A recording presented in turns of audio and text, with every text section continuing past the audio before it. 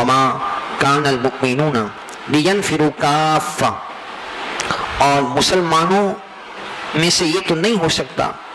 کہ سب کے سب نکلیں، فلولا نفر من کل فرقۃ، تو ایسا کیوں نہ ہو کہ ہر گروہ میں سے منہم طائفۃ، ایک جماعت نکلے، کس کام کے لیے؟ لیتفقہوا فی الدین، تاکہ دین میں وہ سمجھ حاصل کریں، دین کو سمجھیں، دین کا علم حاصل کریں۔ یعنی یہ تو نہیں ہو سکتا کہ جو پراپر علوم دینیہ کو حاصل کرنے کی مشقت ہے یا ایک طویل سفر ہے، ہر ایک اس میں مشغول ہو جائے۔ یہ اللہ اس کے رسول کا ہم پر احسان ہے کہ ہر ایک پر یہ لازم نہیں کیا گیا کہ ہر ایک کو تمام کے تمام قرآن کا سیکھنا یا تمام احادیثوں کا سمجھنا، سیکھنا، پڑھنا ضروری قرار دیا گیا ہو، بلکہ اللہ تبارک و تعالیٰ نے ہر زمانے میں اپنے منتخب بندوں کو اس عادت عطا فرمائی کہ وہ علوم دینیہ سے منور ہوتے۔ تو قرآن مجید فرقان حمید میں اس آیت کریمہ میں ترغیب دی گئی کہ ایسا تو نہیں ہو سکتا کہ سارے لوگ ہی یہ کام کرنے لگ جائیں، کیونکہ ایک نظام معاشرت ہے، اللہ تعالیٰ نے ہر ایک کو ہر جگہ ہر منصب میں مختلف ذمہ داریاں دی ہیں۔ کوئی تجارت میں مشغول ہے، کوئی زراعت میں مشغول ہے، کوئی تعلیم و تربیت میں مشغول ہے، کوئی دیگر پیشوں میں مشغول ہے، کسی کو اللہ تعالیٰ نے صنعت عطا فرمائی، کسی کو ہنر عطا فرمایا، کوئی لین دین میں بہتر ہے۔ اللہ تعالیٰ کی یہ تقسیم ہے، ہر ایک کی سوچ کے انداز، ہر ایک کے عقل کے پیمانے مختلف ہیں، لیکن اس کا یہ مطلب نہیں ہے کہ دین کی ضرورت کو فراموش کر دیا جائے۔ تفقہ فی الدین، دین میں سمجھ بوجھ حاصل کرنا اتنی مقدار میں کہ جس کے روزمرہ کے معاملات میں انسان کو ضرورت درپیش ہوتی ہو، اس کا سیکھنا تو فرض ہے، ضروری ہے۔ جیسا کہ حدیث مبارکہ ہم بچے کو یاد کراتے ہیں، اسکولوں پہ بھی لکھتے ہیں، اداروں پر ہم لکھتے ہیں اور یاد کرتے ہیں، طلب العلم فریضۃ علی کل مسلم و مسلمہ، اور کما قال علیہ الصلوۃ والسلام، کہ دین کی طلب، علم کی طلب یہ ہر مسلمان مرد و عورت پر فرض ہے۔ فرض کے معنی کہ جس کے کرے بغیر چارہ نہیں ہے، جس کو چھوڑنا حرام ہے۔ یہ وہ علم ہے، ہم اسکولوں کے بعد یا دیگر تعلیمی اداروں کے بعد اس کو لکھ دیتے ہیں اور تاثر بھی دیا جاتا ہے کہ ہمارے اسکول میں آپ آئیں گے تو آپ کا یہ فرض ادا ہوگا، حالانکہ اس سے مراد کیا ہے، کون سا علم فرض ہے؟ اس کو سمجھ لیجئے کہ جس شخص کو جو معاملہ درپیش ہو دینی حوالے سے، شرعی حوالے سے، اس کو وہ علم سیکھنا فرض ہے۔ مثال کے طور پہ ایک شخص بالغ ہونے کے قریب ہے تو نماز اس پر فرض ہونے والی ہے، تو اس کو نماز کے مسائل سیکھنا ضروری ہے، طہارت کے مسائل سیکھنا ضروری ہے، غسل کے، پاکی ناپاکی کے مسائل اس کو سیکھنا فرض ہے، یعنی اس کے بغیر چارہ نہیں ہے، اس کو چھوڑنا حرام ہے۔ الیاذ باللہ ایسے لوگوں سے بھی ملاقات ہوئی، کسی کی تحقیر مقصود نہیں ہے، ترغیب دلانا مقصود ہے کہ عمر کے آخری حصے میں آگے لیکن بنیادی فرائض نہیں پتہ، تو اس میں کسی کی تحقیر کرنا مقصود نہیں ہے، نہ میں کسی کا نام عرض کر رہا ہوں، لیکن مقصد یہ ہے کہ اگر فرائض سے ہماری اتنی دوری ہوگی تو ساری زندگی اللہ تعالیٰ کے احکامات کی خلاف ورزی، عبادت میں غلطیاں اور عبادت کا ضیاع ہو جائے گا۔ تو یہ شوق بھی ہمارے اندر ہو اور یہ احساس بھی بیدار ہو کہ جو چیزیں ہم پر فرض ہیں ان کا سیکھنا بھی ہم پر فرض ہے، اس کا ذکر اس حدیث میں فرمایا گیا۔ اب اسی طرح کوئی شخص تجارت نہیں کرتا تھا، اب جو ہے وہ تجارت کرنے لگ پڑا، اس نے روزگار کے لیے کسب کرنا شروع کیا، محنت کرنا شروع کی، تو اب تجارت کے مسائل اس پر سیکھنا فرض ہے، جو ضروری مسائل ہیں جس کا اسے واسطہ پڑتا ہے۔ کوئی بندہ کہیں نوکری پر لگتا ہے، جاب کرتا ہے، تو جاب سے ریلیٹڈ جو مسائل ہیں وہ اس کو سیکھنا فرض ہیں۔ پھر اسی طرح وہ شادی کی عمر کو پہنچ جاتا ہے تو نکاح کے مسائل، طلاق کے مسائل اس پر سیکھنا فرض ہے۔ تو نکاح کے لیے ہم لاکھوں روپیہ اپنی اولاد کے لیے خرچ کرنے کو تیار ہو جاتے ہیں اور اپنا ہر ایک کا سیلیبریشن کا انداز ہے، لیکن اس طرف توجہ کسی کی نہیں ہے کہ جو عظیم فریضہ ہم اس کو سپرد کر رہے ہیں، آیا وہ اس کو ادا کرنے کا اہل بھی ہے کہ نہیں، یعنی شرعی طور پہ وہ اس کو نبھا سکتا ہے کہ نہیں۔ اس کو بنیادی مسائل بھی نہیں پتہ ہوتے، تو اس کی وجہ یہ ہوتی ہے، تو اس کا نقصان یہ ہوتا ہے کہ وہ غفلت میں ایسی باتیں زبان سے نکال دیتا ہے جس کا اسے شعور نہیں ہوتا، اور نکاح جو ہے وہ ختم ہو جاتا ہے اور پھر وہ پریشان ہو کر پھرتے رہتے ہیں۔ تو بنیادی مسائل جس چیز کا انسان کو واسطہ پڑتا رہے، ان چیزوں کا سیکھنا اس پر فرض ہے۔ پھر اسی طرح ترتیب ہے، جو کام واجب ہیں ان کا سیکھنا واجب ہے، جو کام شریعت مطہرہ میں سنت ہے ان کا سیکھنا سنت ہے، اور جو کام نفل ہے ان کا سیکھنا نفل ہے۔ تو یہ ترتیب ہم ذہن میں رکھیں کہ فرض علم کیا ہے، کہ جن چیزوں کو اللہ نے، اس کے حبیب علیہ السلام نے ہم پر فرض کیا، لازم کیا، ان کا سیکھنا جو ہے وہ ہم پر فرض ہے۔ تو اسی کو تفقہ فی الدین کہا گیا۔ تو یہ میں نے عرض کیا کہ ہر ایک کے لیے ممکن نہیں کہ سارے علوم پر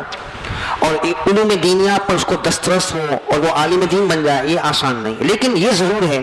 جیسے قرآن نے کہا فَلَوْلَا نَفَرَ مِن كُلِّ فِرْقَةٍ مِّنْهُمْ طَائِفَةٌ، ایسا کیوں نہیں ہو سکتا کہ ہر گروہ میں سے ایک جماعت نکلے، خاندان کا ایک فرد ہم عالم دین بنائیں؟ یہ تو ممکن ہے۔ اب سارے بچوں کو عالم دین نہیں بنا سکتے تو کم سے کم ایک کو دین کی تعلیم سے ہم مزین کریں کہ وہ ہمارے گھر کی بھی اصلاح کرے، ہمارے کنبے قبیلے کی بھی اصلاح کرے، اور دیگر مخلوق کی وہ دینی رہنمائی میں کردار ادا کرے۔ تو یہ نہ ہو جیسے ہمارے یہاں بدقسمتی سے اولاد میں جو سب سے نکما ہو اور ذہن جس کا بالکل نہ چلتا ہو، اس کو پھر جو ہے دین کی تعلیم کے لیے ہم مختص کر لیں، یہ بھی نہ ہو، بلکہ جو ذہین ترین افراد ہوں، ذہین ترین بچے ہوں، ان کو دین کی تعلیم کے لیے منتخب کیا جائے، اور یہ ہمارا دین سے پیار ہونا چاہیے اور دین کے لیے قربانی پیش کرنے کا جذبہ ہو۔ اس کا یہ مطلب ہرگز نہیں کہ دنیا سے وہ کٹ جائے، دنیاوی امور میں بھی مشغول ہو، لیکن دین اس کو کم سے کم اتنا آتا ہو کہ وہ اپنی اصلاح کر سکے، اپنے قرب و جوار کے لوگوں کی اصلاح کر سکے۔ تو فرمایا کہ ایک جماعت ایسی ہو کہ جو دین میں تفقہ حاصل کرے، اور حضور نبی کریم علیہ السلام کی مشہور حدیث مبارکہ ہے من یرید اللہ بہ خیرا یفقہہ فی الدین، کہ اللہ تعالی جس سے خیر کا ارادہ فرماتا ہے، ایک تو یہ کہ ہم اللہ سے خیر طلب کریں کہ اللہ تو ہمارے معاملات میں بھلائی نازل فرما، خیر فرما، اور ایک ہے کہ اللہ خود جس بندے کے ساتھ بھلائی کا ارادہ کرے، طے شدہ کنفرم ہے، دعا کی گویا کہ ضرورت ہی ختم کر دی گئی۔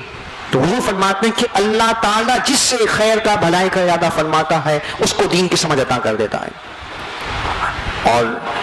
یہ بھی حضور نبی کریم علیہ السلام کے دور مبارک میں ہمیں ملتا ہے کہ صحابہ کرام علیہم رضوان کی بھی مختلف جماعتیں تھیں، تو ایک طبقہ صحابہ کا تقریباً 400 کے قریب ایسے صحابہ تھے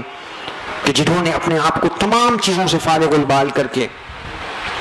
اصحاب صفا کے جو یہ عظیم افراد ہیں، جو صفا کے چبوترے پر بیٹھ کر نبی کریم علیہ السلام سے قرآن و حدیث کا نور حاصل کرتے، تو یہ وہ صحابہ تھے جنہوں نے ساری چیزوں کو ترک کر دیا۔ تو یہ 400 کے قریب صحابہ تھے، اور دیگر صحابہ اپنے دیگر کاموں میں مشغول رہتے، حضور کی مجلس میں بھی حاضر ہوتے، حضور سے سیکھتے، ضروریات کو سمجھتے، اور ایسے بھی تھے کہ جو دور دراز سے آتے تھے، تھوڑے عرصے کے لیے حضور کی نشست میں بیٹھتے، پھر تشریف لے جاتے، پھر آتے تھوڑے عرصے بعد۔ تو اس طرح مختلف صحابہ کا مختلف انداز رہا، لیکن بلا شبہ وہ جو اصحاب صفا والے صحابہ ہیں ان کی فضیلت، ان کا مقام بہت بلند و بالا ہے کہ جنہوں نے اپنا سارا وقت ساری چیزوں کو قربان کر کے حضور علیہ السلام سے دین متین کو سیکھا، اور یہی وہ جماعت صحابہ ہے کہ جنہوں نے پھر اس علم دین کو، قرآن و حدیث کے نور کو آگے منتقل کیا، اور ہر زمانے میں ایسے خوش نصیب و سعادت مند افراد موجود رہے جنہوں نے دین متین کو آگے اس طرح سے منتقل کیا۔ تو یہ بہت بڑی قربانی ہے، اور ایک سلسلہ وار کڑی در کڑی ایک تسلسل ہے جو امت کے اکابرین، صالحین اور اہل علم، علماء، اکابرین اور فقہاء کی محنتیں و قربانیاں ہیں۔ نبی کریم علیہ السلام کے پاس ایک صحابی حاضر ہوئے اور عرض کی، یا رسول اللہ صلی اللہ علیہ وسلم، میرا یہ بھائی ہے، ہر وقت صفا پر آپ کے پاس علم دین سیکھتا رہتا ہے، اور مجھ پر کسب معاش کی ذمہ داریاں ہیں، یعنی میں روزگار میں مشغول رہتا ہوں، اور یہ ہر وقت آپ کے پاس بیٹھا رہتا ہے اور علم دین سیکھتا رہتا ہے، تو آپ اس سے کہیے، بڑی غور طلب یہ حدیث ہے، حضور صلی اللہ علیہ وسلم سے انہوں نے عرض کی کہ آپ ان سے کہیے کہ یہ بھی کچھ کسب معاش میں، روزگار میں میری معاونت کر دے تاکہ میرا بوجھ ہلکا ہو جائے۔ تو حضور صلی اللہ علیہ وسلم نے فرمایا کہ تجھے جو رزق دیا جاتا ہے وہ اسی کی وجہ سے دیا جاتا ہے۔ تو یہ اللہ تعالیٰ کے فیصلے ہیں کہ کس کے حصے میں کتنا رزق متعین ہے۔ اگر ہم یہ منصوبے پہلے سے اپنے اوپر سوار کر لیں کہ اگر دین متین کی تعلیم میں مشغول ہو جائیں گے یا اپنی اولاد کو ہم مشغول کر دیں گے تو وہ روزگار کے معاملات میں کیا کرے گا۔ میں نے آپ کو جیسا کہ عرض کیا کہ دین کی تعلیم کا یہ مقصد ہرگز نہیں ہے کہ ہم دنیا سے بالکل منقطع ہو جائیں، اسلام میں رہبانیت نہیں ہے، لیکن جو ضروریات ہیں جن کا سیکھنا ضروری ہے کم سے کم اتنا ہم ضرور سیکھیں، اور ہمارے گھر والوں میں، خاندان میں کوئی ایسا فرد جو دین کا ذوق رکھنے والا ہو، اس کو علوم دینیہ سے منور کیا جائے۔ محبوب کریم علیہ الصلوۃ والسلام کے دور مبارک میں ایسے افراد جیسا کہ میں نے عرض کیا کہ وہ اپنے قوم قبیلے کو چھوڑ کر دور دراز سے آتے۔ اب یہ حضور علیہ الصلوۃ والسلام کی گویا کہ وسعت سخاوت تھی اور حضور کی شان تھی کہ ایسے بھی صحابہ ہیں کہ جو ایک مرتبہ زندگی میں صرف محبوب کریم علیہ الصلوۃ والسلام کی مجلس میں آئے، حضور نے ان کے سینوں کو علوم سے ایسا بھر دیا کہ جب وہ اپنی قوم میں گئے تو اپنی قوم کے مبلغ بن گئے، اور اللہ تعالیٰ نے ان کو تمام علوم سے نوازا۔ وہ اپنی قوم کی اصلاح کرنے، ان کو ہدایت پر گامزن کرنے اور خرافات سے، برائیوں سے روکنے میں مشغول ہو گئے۔ اسی کا ذکر یہاں پہ ہے، لیتفقہوا فی الدین، تاکہ دین میں وہ سمجھ حاصل کریں۔ فقہ اسی سے نکلا ہے، تفقہ حاصل کریں، شرعی مسائل کو سمجھیں۔ وَلِيُنذِرُوا قَوْمَهُمْ، اور تاکہ اپنی قوم کو ڈرائیں اللہ کی نافرمانی سے، اس کے عذاب سے، اور شریعت کی پامالی کرنے کے جو بھیانک نتائج ہیں دنیا و آخرت میں، اس سے ان کو متوجہ کریں اور متنبہ کریں۔ اذا رجعوا الیہم، جب وہ ان کی طرف لوٹ کر آئیں، یعنی جب سیکھ کر واپس آئیں تو اپنی قوم کی اصلاح کریں، ان کو اللہ کے عذاب سے ڈرائیں، اللہ کی نافرمانی سے، اور غلط شریعت کے اصولوں اور مسائل پر عمل کرنے کے نقصان بتائیں۔ اسی لیے نبی کریم علیہ الصلوۃ والسلام نے ارشاد فرمایا کہ ایک فقیہ یعنی جو فقہ کا علم حاصل کرتا ہے، دینی مسائل کو سیکھ لیتا ہے، وہ 1000 عابد پر جو کہ جاہل ہوں، جنہوں نے دین کو نہیں حاصل کیا، ان پر بہتر و افضل ہے۔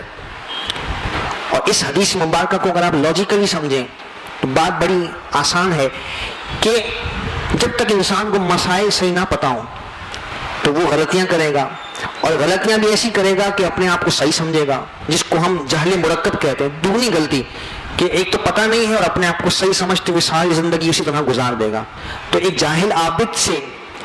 1000 جاہل عابدوں سے ایک فقیہ سمجھدار جو دین کی سمجھ حاصل کرنے والا، دین کے مسائل کو سیکھنے والا، قرآن و حدیث کے نور سے جس کا سینہ منور ہے، اس کی اکیلے کی عبادت 1000 جاہل عبادت گزاروں سے افضل ہے۔ جاہل کے معنی یہاں کیا ہے کہ جنہوں نے دین حاصل نہیں کیا، بس ویسے ہی لوگوں کی دیکھا دیکھی، جس طرح بچپن میں کچھ سیکھ لیا، کسی خاتون نے سکھا دیا بچپن میں، جو قاعدہ پڑھانے والی باجی تھی اس سے سیکھ لیا، بس وہی ساری زندگی چل رہا ہے، اور اس میں اتنی غلطیاں، نہ قرآن سے پڑھنے کا تلفظ، نہ شرعی مسائل، نہ طہارت کے احکامات معلوم۔ تو یہ تھوڑا سا ذوق ہم اپنے اندر پیدا کریں، فکر پیدا کریں، احساس پیدا کریں کہ یہ اتنا کم اہم نہیں ہے کہ ہم اس کو کوئی اہمیت نہ دیں اور کوئی اس پر توجہ نہ دیں، کیونکہ اسی سے ہماری نجات اخروی کا تعلق ہے۔ فرمایا لعلہم یحذرون، تاکہ وہ بچیں اللہ کی نافرمانی سے۔